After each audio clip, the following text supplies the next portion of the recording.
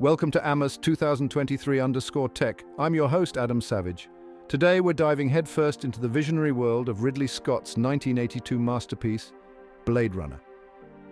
Set in a neon-drenched, rain-soaked Los Angeles in 2019, yeah, they got that one wrong, the film introduced us to a world on the edge of technology, where flying cars zipped through towering skyscrapers and artificial beings walked among us. The film's impact on science fiction, cyberpunk, and our collective imagination is undeniable. From The Matrix to Minority Report, Blade Runner's DNA is woven into countless films, books, and video games.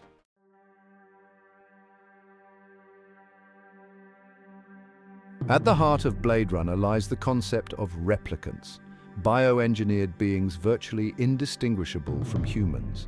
These replicants, created by the powerful Tyrell Corporation, are stronger, faster, and arguably more intelligent than their creators. They are used as slave labor in off-world colonies, performing dangerous and undesirable tasks. The line between man and machine blurs, forcing us to confront our own humanity and the potential consequences of our technological ambitions.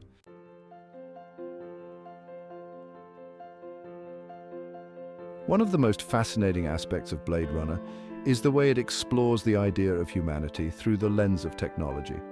The film doesn't shy away from showcasing the dehumanizing aspects of technology, the way it can isolate us, control us, and even be used to exploit and oppress, but it also hints at the potential for technology to enhance our lives, to connect us, and to help us understand ourselves better. This duality is what makes Blade Runner so thought-provoking and relevant even today.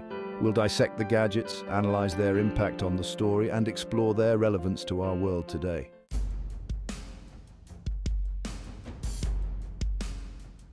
One of the most iconic pieces of tech in Blade Runner is the Voight-Kampff machine, a device used to identify replicants hiding among the human population. The Voight-Kampff doesn't just measure physiological responses like heart rate or perspiration. It delves deeper, analyzing subtle fluctuations in the eye, voice, and even the subject's emotional responses. It raises a fundamental question. Can we truly distinguish between human and artificial intelligence based on physiological or emotional responses? The test presents a series of emotionally charged questions and scenarios designed to evoke visceral reactions that even the most sophisticated replicant would struggle to fake.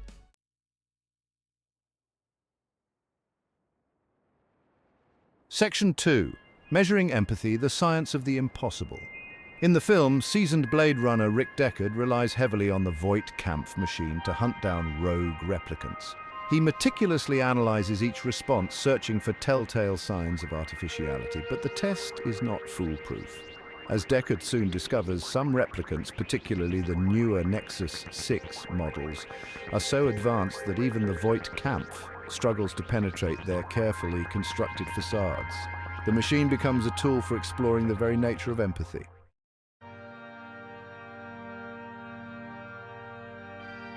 Section 3. A flawed instrument, the limits of technology and human judgment. The Voight-Kampff machine, for all its sophistication, is ultimately a flawed instrument. It relies on the subjective interpretation of its operator, leaving room for error, bias, and manipulation. The film cleverly highlights these limitations, blurring the lines between objectivity and perception. The very act of questioning a subject's humanity raises uncomfortable questions about our own capacity for judgment and prejudice.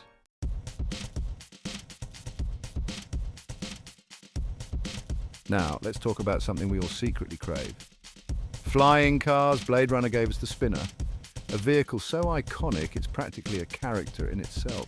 Picture this. A sleek, aerodynamic machine, part car, part aircraft, gliding effortlessly through the neon-drenched canyons of Los Angeles. The Spinner, while undeniably awesome, isn't just a symbol of technological advancement. It's also a stark reminder of the film's dystopian reality. Remember that rain-soaked, polluted cityscape I mentioned earlier? The Spinner navigates a world choked by smog, where the sun is a distant memory. The very existence of these flying machines highlights the environmental degradation and social stratification that plague this future Los Angeles. The Spinner becomes an extension of Deckard himself, a tool for both investigation and, ultimately, introspection.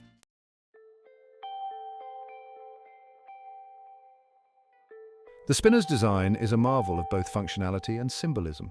Its ability to seamlessly transition from road to air reflects the blurred lines between different realms in the film: human and replicant, natural and artificial, hope and despair. Inside the spinner, Deckard can access police databases, analyze evidence, and track down his targets. It's a mobile command center, extending his reach and authority throughout the sprawling metropolis. In a city sharply divided between the haves and have-nots, the ability to soar above the congested streets is a luxury reserved for the few.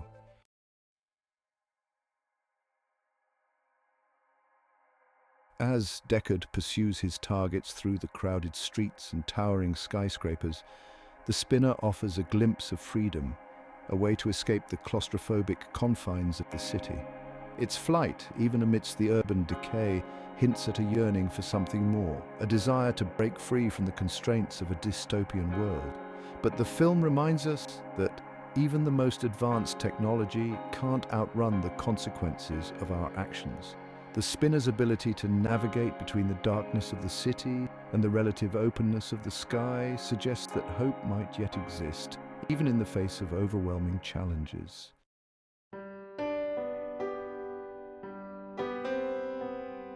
The spinner, in all its futuristic glory, serves as a powerful symbol of Blade Runner's enduring legacy. It embodies the film's complex relationship with technology, highlighting both its seductive allure and its potential for unintended consequences. Blade Runner reminds us that progress comes at a price, and that true innovation requires careful consideration of its impact on humanity and the world around us. So, the next time you see a flying car in a movie, remember the spinner.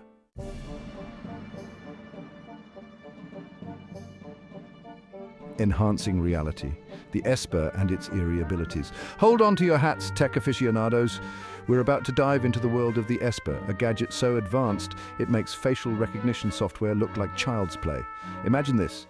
You walk into a room and there, sitting on a desk, is a device that can analyze photographs in 3 dimensions. Not just any 3D, mind you, but a level of detail so intricate that you can practically step inside the image. The Esper doesn't just show you a picture, it lets you explore it, zoom in on minute details, and even manipulate the perspective, all with stunning clarity. A detective's best friend, unraveling the mystery.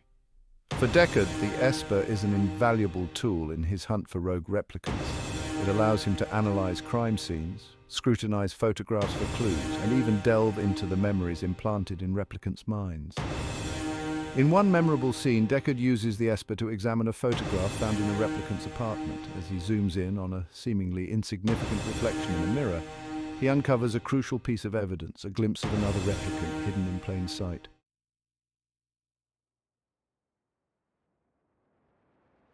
The illusion of truth when seeing isn't believing. The Esper, for all its technological wizardry, also highlights the subjective nature of perception and the inherent unreliability of memory. In a world where technology can manipulate images with such precision, how can we be sure of what's real and what's not? Blade Runner challenges us to question the authenticity of what we see, both in the film and in our own lives. The Esper becomes a metaphor for the ways in which technology can be used to distort reality, manipulate evidence, and even create false memories.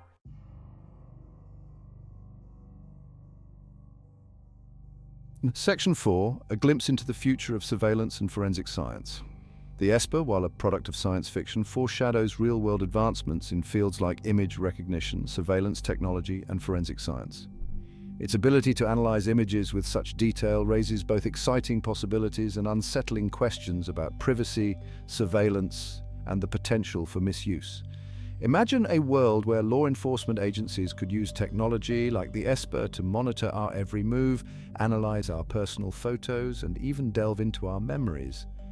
The Esper serves as a reminder that technological advancements, while often beneficial, can also have unintended consequences.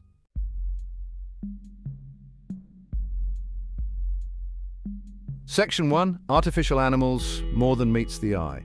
Blade Runner doesn't just nail the big flashy tech, it sweats the small stuff too, like the artificial animals that populate its world. These aren't your average robot pets, they're meticulously crafted replicas, so lifelike they blur the line between real and artificial. In a world where real animals are virtually extinct, these artificial beings become status symbols, coveted possessions that signify wealth and a longing for a connection to a nature that's all but vanished.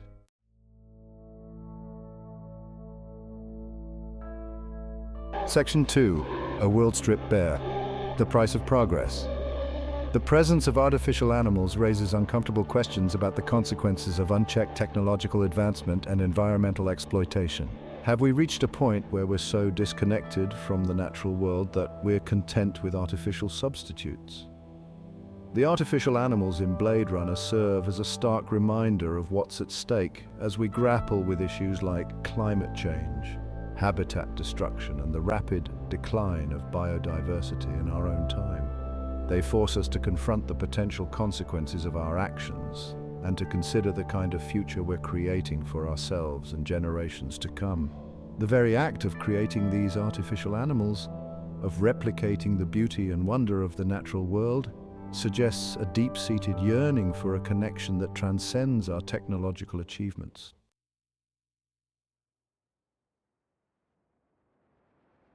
The artificial animals in Blade Runner also raise intriguing ethical questions about our relationship with artificial life forms.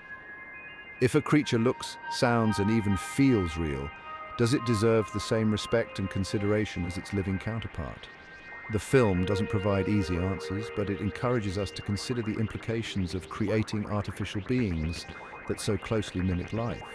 As we continue to develop increasingly sophisticated artificial intelligence and robotics, these questions will only become more pressing. The artificial animals in Blade Runner are a testament to the film's ability to weave complex themes into seemingly mundane details.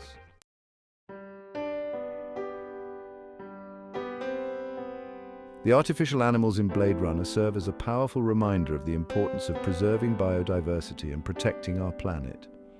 They challenge us to consider the ethical implications of our technological creations and to strive for a future where technology and nature can coexist in harmony. As we marvel at the technological wonders depicted in Blade Runner, let's not forget the lessons they offer about the importance of our connection to the natural world and the responsibility we have to protect it for future generations. The future, as Blade Runner so powerfully reminds us, is not predetermined. It's a choice we make every day.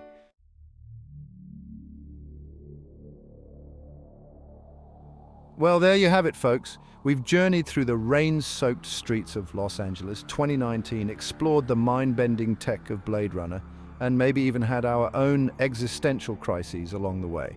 But before we sign off, let's take a moment to appreciate the enduring impact of this film and its prophetic vision of the future.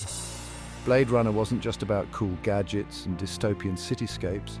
It was a meditation on what it means to be human in an age of rapidly advancing technology. It forced us to confront uncomfortable questions about artificial intelligence, genetic engineering, and the very nature of consciousness. The film's influence can be seen everywhere, from the cyberpunk aesthetics of The Matrix to the ethical dilemmas explored in Ex Machina. It's a testament to the power of science fiction to not only entertain, but to challenge our assumptions and make us think critically about the world around us. Blade Runner, released over 4 decades ago, predicted many technological advancements like video calls and facial recognition. Artificial intelligence, once science fiction, is now part of daily life. These advancements come with ethical challenges. Blade Runner urges caution and skepticism. Ridley Scott's vision reflects our choices today. But perhaps the most important legacy of Blade Runner lies not in its technological predictions, but in its timeless exploration of what it means to be human. In a world increasingly dominated by technology, where the lines between real and artificial are becoming increasingly blurred, the film's central question, what does it mean to be human, remains as relevant as ever.